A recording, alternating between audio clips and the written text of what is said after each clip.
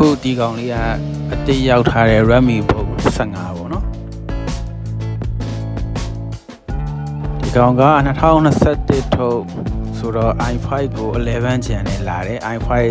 113008H ဖြစ်သွားတယ်ပေါ့နော်ပြီးတော့ graphic က Intel Iris C graphic နဲ့ဖြစ်သွားတယ် RAM က 8GB on board ပေါ့နော် SSD ကတော့ 512GB နဲ့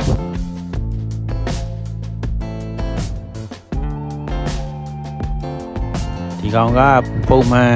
65W adapter နဲ့ပဲလာတယ်ခေါင်းက Osu ခေါင်းနဲ့တူတယ်65W Acer ခေါင်း Osu ခေါင်းနဲ့တူတယ်သူ customer ကဒီကောင်ကိုRAM တိုးလို့ရလားမရလားကြည့်ခိုင်းလို့ကျွန်တော်အခု unboxing လုပ်ပြီးတော့ဆက်ကိုဖွင့်ကြည့်မယ်ပေါ့နော်အထဲကို RAM slot ပါမှာပါ system ထဲမှာတော့ RAM က2 slot လို့ပြတယ်ဒါပေမဲ့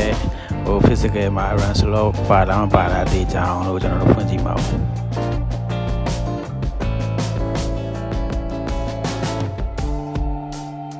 body က aluminum body ပေါ့နော်တိုက်စီပေါက်မပါဘူးOsu တို့ Acer တို့နဲ့တူတဲ့အာသွင်းပေါက်ပါတယ်ပြီးတော့ USB 3.0 နှစ်ပေါက်ပါတယ်ဒီဘက်မှာကျတော့ USB 2.0 တစ်ပေါက် Novo ပေါက် card reader ပြီးတော့ 3.5 jack ပေါ်လေးပါမယ်ပေါ့နော်ဖွဲ့စည်းပုံကတော့ရိုးရိုးရှင်းရှင်းလေးပဲခင်ဗျာ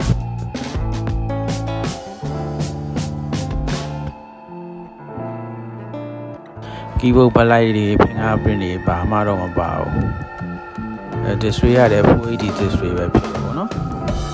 ဟိုဒါအခုဆက်ကိုဖွင့်ပြီးတဲ့အချိန်မှာ battery က46 watt-hour ရှိတယ်ပေါ့ပြီးတော့ SSD slot တွေ့တယ် RAM slot ကမပါဘူးအထိုင်ပါပြီမဲ့ slot မပါလာဘူးပေါ့နော်ပြီးတော့အခုတွေ့ရတဲ့ကြိုးလေးနှစ်ချောင်းအသက်တာအင်တာနက်တိုင်းပေါ့နော် Wi-Fi Bluetooth တော့အင်တာနက်တိုင်းလေးပေါ့ဟ